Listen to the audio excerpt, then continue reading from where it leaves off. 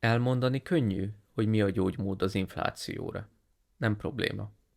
Az infláció megállításához kevesebbet kell költenie a kormánynak, és kevesebb mennyiségű pénzt forgalomban tartania. Csak így lehet megállítani az inflációt. Ez az egyetlen gyógymód. De tudják, az igazi probléma nem az, hogy nem tudjuk, hogy hogyan kezeljük az inflációt. Az igazi probléma, hogy meglegyen ehhez a politikai akarat. Szeretnék egy orvosi hasonlattal élni. Néhány évvel ezelőtt orvosom mesélt egy fiatal férfiról, aki a betege volt, és egy olyan betegségben szenvedett, aminek következtében ujjai a kezéről és a talpáról le fognak esni. Az orvosom azt mondta: tudja, az a fiatal ember rövid időn belül meggyógyulhatna. Az egyetlen dolog, amit meg kell tennie, az az, hogy abba hagyja a dohányzást. De semmiképpen nem tudom rávenni, hogy megtegye. Nem hajlandó. Tehát a betegség bizonyos értelemben egyszerűen gyógyítható volt, de nem volt könnyű megtenni.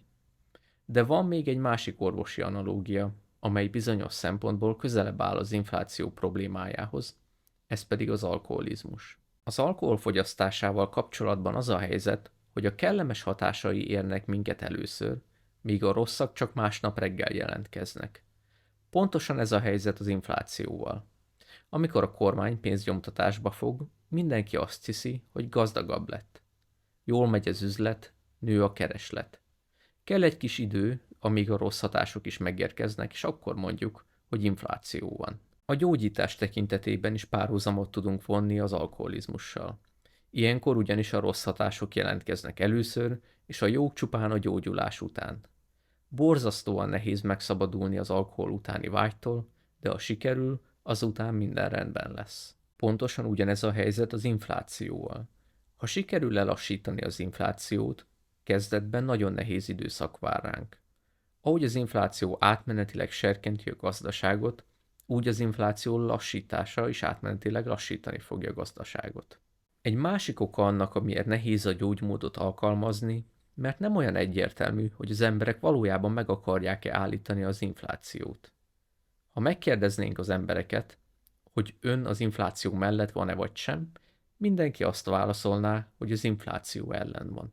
De ha egy kicsit tovább kutakodunk, és megkérdezzük az embereket, hogy önöknek sikerült-e keresni az infláción, erre azt válaszolnák, hogy ó, nem nyertünk rajta semmit.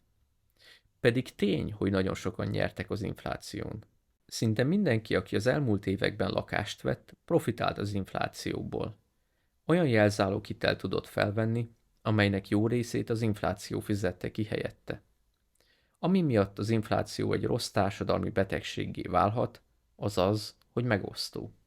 Mert egyesek nagyon jól teljesítenek az inflációs időszakban, mások pedig nagyon rosszul. Ennek eredményeként a lakosság ketté válik jólétben és bajban lévő emberekre. Amikor a legtöbben azt mondják, hogy meg akarják állítani az inflációt, ez azt jelenti, hogy azt akarják, hogy az általuk vásárolt dolgok ára csökkenjen, és az általuk eladott dolgok ára emelkedjen.